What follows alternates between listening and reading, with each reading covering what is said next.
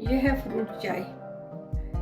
इसमें मैंने मैंगो डाला है, एक एप्पल डाला है, एक आम, एक सेब, 3 या 4 लौंग इसमें डालें, एक पीस दालचीनी की, 2 सब्ज़ इलायची, एक काली इलायची, एक वो स्टार मसाला बादियान का फूल और थोड़ी सी सौंफ के दाने।